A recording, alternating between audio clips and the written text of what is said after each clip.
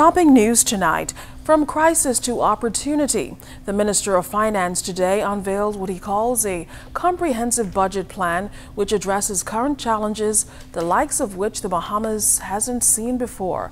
We begin our team coverage of the 2020-2021 budget communication with Mukush Lapinder, who takes a look at the country's pressing fiscal and economic realities and how the government proposes to restore confidence in the economy and its people. Here's where things stand.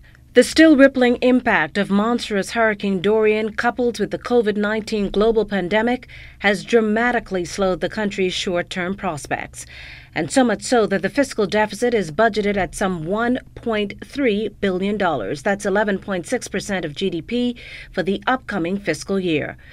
But let's take a look at how we got here. According to Deputy Prime Minister and Minister of Finance, the Honorable Peter Turnquas, up to this past March, the Small Business Development Center had disbursed $2.9 million to businesses impacted by Hurricane Dorian. In terms of the impact of the pandemic, the government spent $3.1 million to construct a new COVID-19 support unit at the Princess Margaret Hospital and additional beds at the Grand Bahama Cancer Association. Increasing expenditures in this regard calls for parting with another $83.6 million between March and June 2020. Money that went towards assistance programs for food, unemployment, and additional outlays to the Ministry of Health. Taken together, the total revenues expected to decline to roughly $2.1 billion, and estimated expenditures to rise to some $2.8 billion at the end of fiscal year 2019-2020. We now project a deficit of some $770 million, or 6.4% of GDP for the current fiscal year. Compared with the supplementary budget estimate, this represents a widening in the deficit of some $96 million, or 1.1 percentage point in the GDP measure.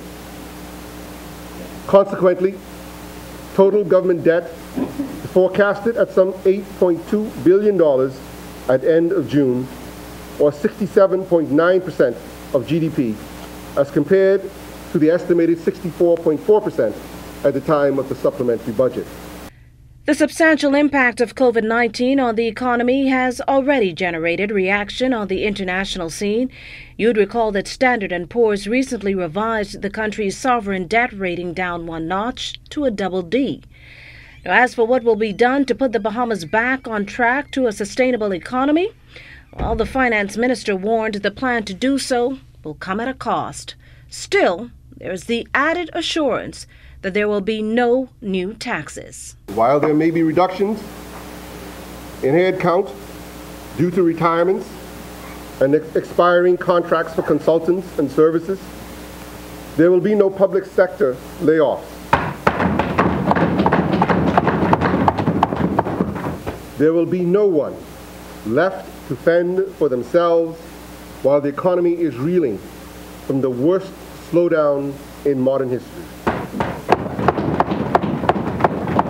We will stand united with the Bahamian people in support of people and communities, businesses and consumers who are already feeling the strain. Meantime, reducing public expenditure will lead to what Turnquas says is substantial reductions in several areas across all ministries. Towards this end, we have, for example, eliminated the assignment of red plate vehicles to ministers in order to utilize them in other areas of the public service. You can tell me. Canceled all international travel except in essential and exceptional circumstances. Ended the practice of the House of Assembly providing breakfast and lunch. Reduced a number of allocations on discretionary items. Some 42. There'll be no two meats. Some 42 out of 58 agencies represented in the budget will see a reduction in their budgetary allocations this year.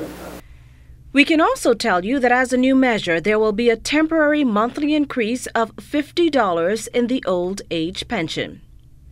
Now, despite a bleak and dire outlook, there are redeeming characteristics, and that's what economic downturns due to pandemics are usually V-shaped. As the minister explained, they begin with stark declines but are generally followed by a quick and robust recovery.